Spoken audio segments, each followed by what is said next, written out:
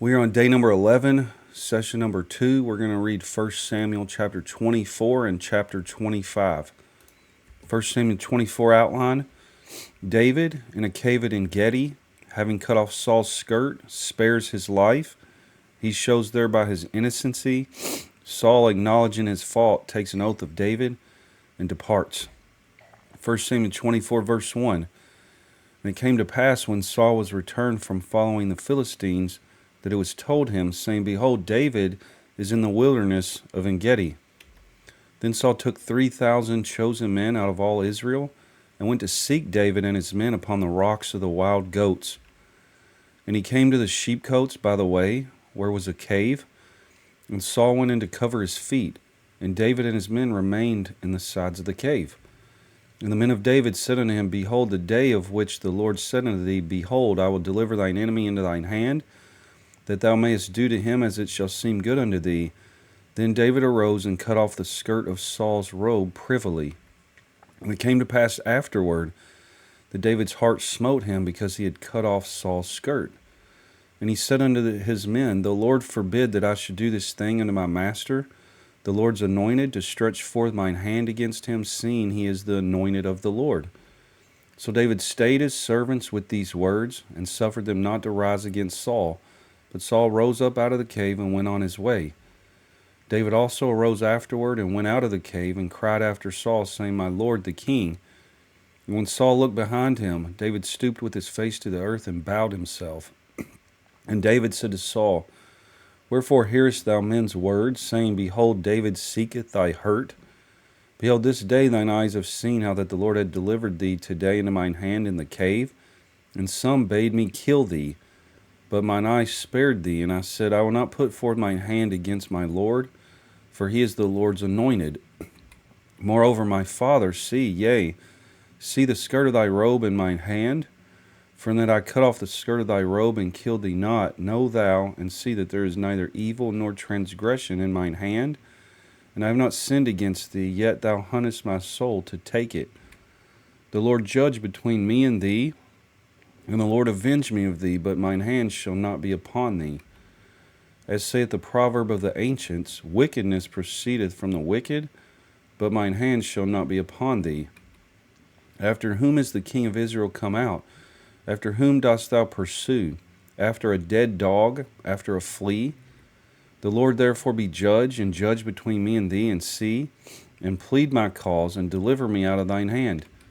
And it came to pass, when David had made an end of speaking these words unto Saul, that Saul said, Is this thy voice, my son David? And Saul lifted up his voice and wept. And he said to David, Thou art more righteous than I, for thou hast rewarded me good, whereas I have rewarded thee evil. And thou hast showed this day how that thou hast dealt well with me, for as much as when the Lord had delivered me into thine hand, thou killest me not. For if a man find his enemy, will he let him go well away? Wherefore the Lord reward thee good for that thou hast done unto me this day. And now, behold, I know well that thou shalt surely be king, and that the kingdom of Israel shall be established in thine hand. Swear now therefore unto me by the Lord, that thou wilt not cut off my seed after me, and that thou wilt not destroy my name out of my father's house. And David sware unto Saul, and Saul went home, but David and his men gat them up unto the hold. 1 Samuel 24 outline: David, in a cave at En-gedi, having cut off Saul's skirt, spares his life. He shows thereby his innocency. Saul, acknowledging his fault, takes an oath of David and departs. 1 Samuel 25 outline: Samuel dies. David in Paran sends to Nabal. Provoked by Nabal's churliness, he minds to destroy him. Abigail, understanding thereof, takes a present, and by her wisdom pacifies David. Nabal, hearing thereof, dies. David takes Abigail and Ahinoam to be his wives. Michal is given to Phalti. 1 Samuel 25 verse 1. And Samuel died, and all the Israelites were gathered together, and lamented him, and buried him in his home at Ramah. And David arose, and went down to the wilderness of Paran. And there was a man in Maon, whose possessions were in Carmel, and the man was very great, and he had 3,000 sheep, and 1,000 goats, and he was shearing his sheep in Carmel. Now the name of the man was Nabal, and the name of his wife Abigail, and she was a woman of good understanding, and of a beautiful countenance. But the man was churlish and evil in his doings, and he was of the house of Caleb. And David heard in the wilderness that Nabal did shear his sheep. And David sent out 10 young men, and David said unto the young men, Get you up to Carmel, and go to Nabal, and greet him in my name. And thus shall ye say to him that liveth in prosperity, Peace be both to thee, and peace be to thine house, and peace be unto all that thou hast. And now I have heard that thou hast shearers. Now thy shepherds which were with us, we hurt them not, neither was there aught missing unto them all the while they were in Carmel. Ask thy young men, and they will show thee. Wherefore let the young men find favor in thine eyes, for we come in a good day. Give, I pray thee, whatsoever cometh to thine hand unto thy servants, and to thy son David. And when David's young men came, they spake to Nabal according to all those words in the name of David, and ceased. And Nabal answered David's servants and said, Who is David, and who is the son of Jesse? There be many servants nowadays that break away every man from his master. Shall I then take my bread and my water and my flesh that I have killed for my shearers, and give it unto men whom I know not whence they be? So David's young men turned their way, and went again, and came and told him all those sayings. And David said unto his men, Gird ye on every man his sword. And they girded on every man his sword, and David also girded on his sword. And there went up after David about 400 men, and 200 abode by the stuff. But one of the young men told Abigail, Nabal's wife, saying, Behold, David sent messengers out of the wilderness to salute our master, and he railed on them. But the men were very good unto us, and we were not hurt, neither missed we anything, as long as we were conversant with them when we were in the fields. They were a wall unto us both by night and day, all the while we were with them keeping the sheep.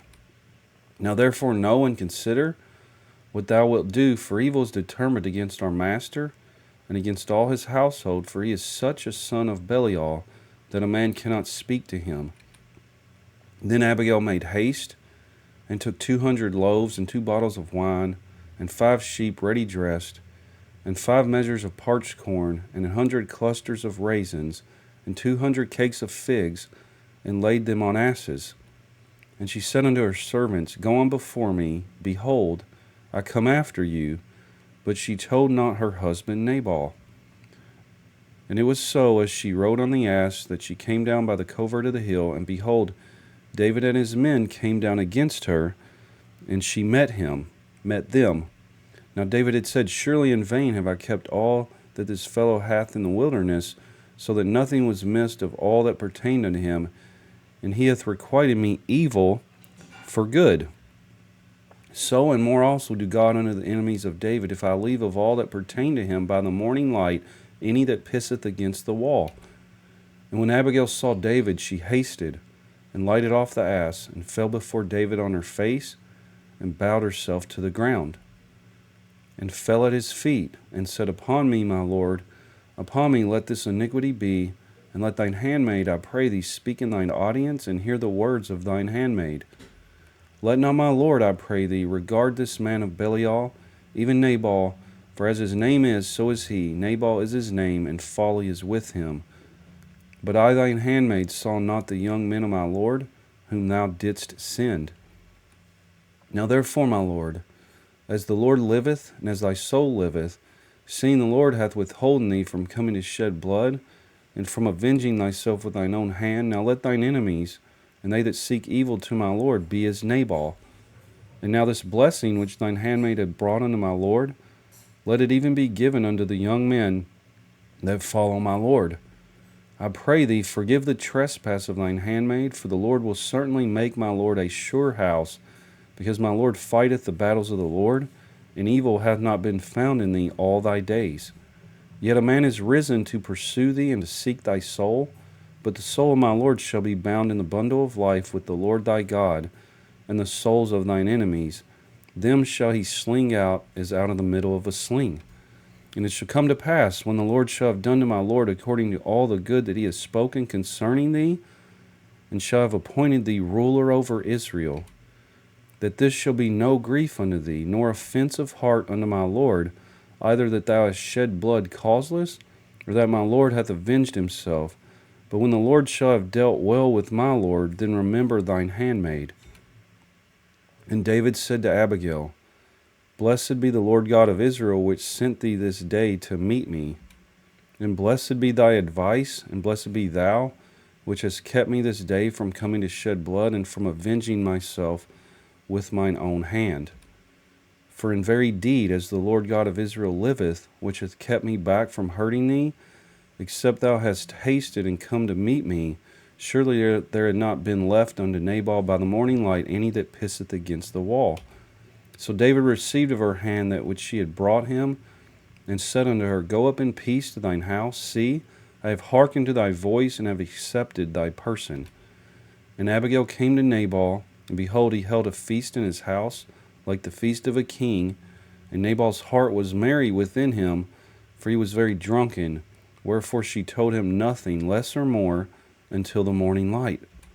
But it came to pass in the morning, when the wine was gone out of Nabal, and his wife had told him these things, that his heart died within him, and he became as a stone.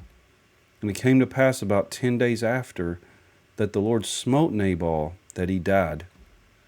And when David heard that Nabal was dead, he said, Blessed be the Lord, that hath pleaded the cause of my reproach from the hand of Nabal, and hath kept his servant from evil.